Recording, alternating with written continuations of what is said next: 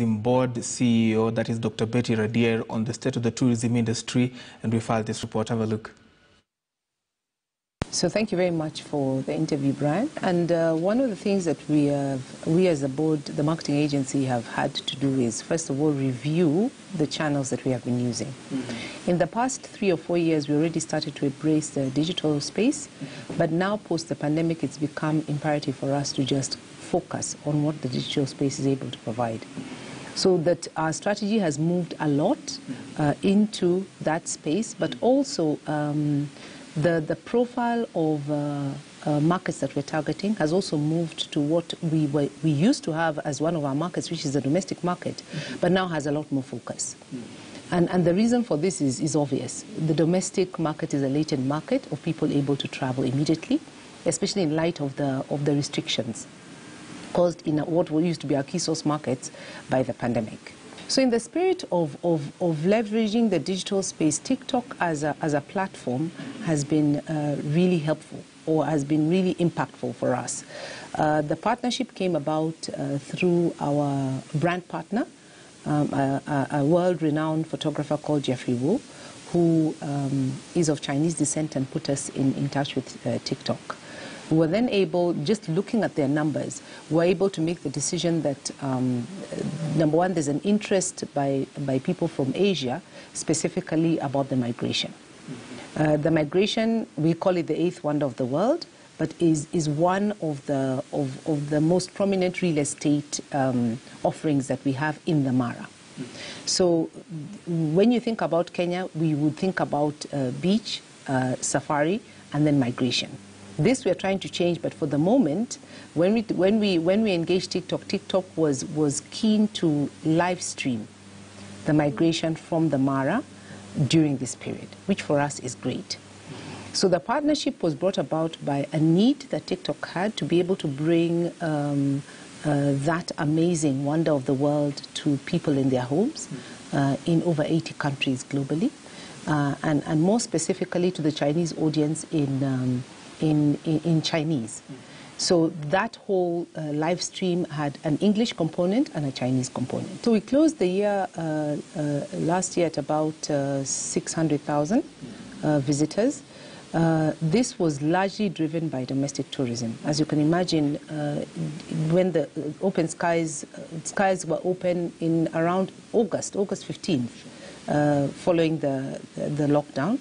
And during that period, we saw a lot of demand, especially from domestic travelers, to get out of their various counties, to visit neighboring counties, to visit the key tourist spots, obviously Naivasha, Mombasa, Masai Mara, which was great last year as well. And we started to see Kenyans travel to places that they wouldn't go before.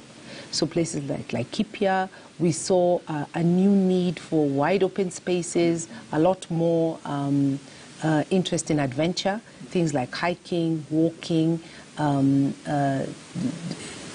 high water sport activities that provide for a lot of adrenaline and energy. And this, I think, spoke to people having been at home for so long that they just needed to be able to get out.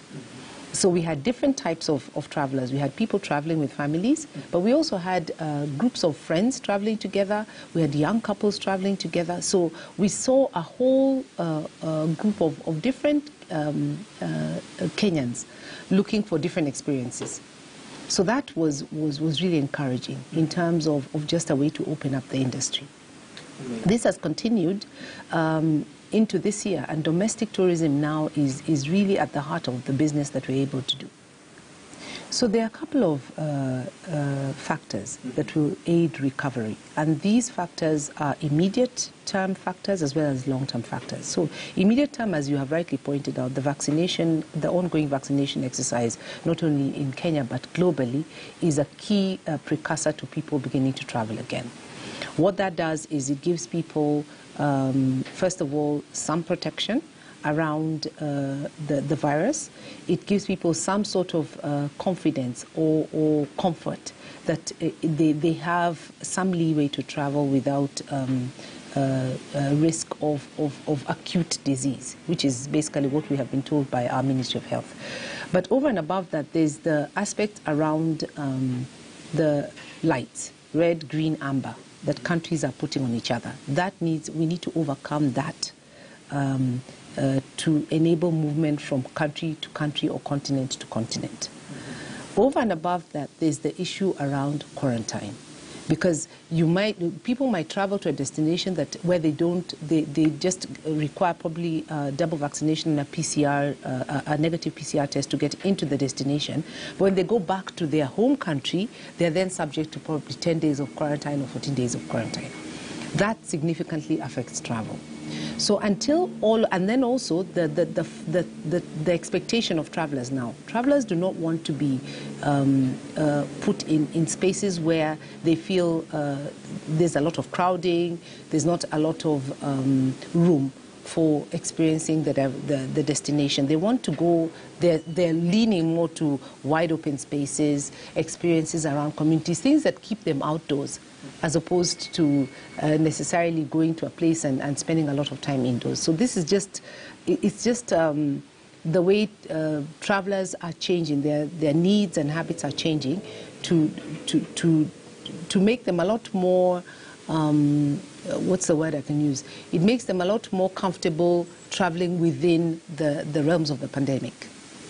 So with all those things, we see recovery closer to 2023 to 2024 because you need to have the whole world on the same page, as far as especially the protocols and the restrictions and the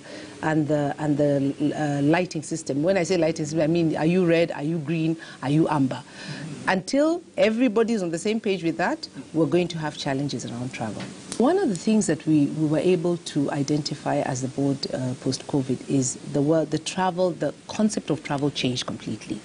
So virtual becomes key. It becomes important in terms of messaging. It becomes important in terms of connection. For example, we will this year run the Magical Kenya Travel Expo, which has been a legacy expo for Kenya Tourism Board for the last 10 years. We're going to have a virtual show.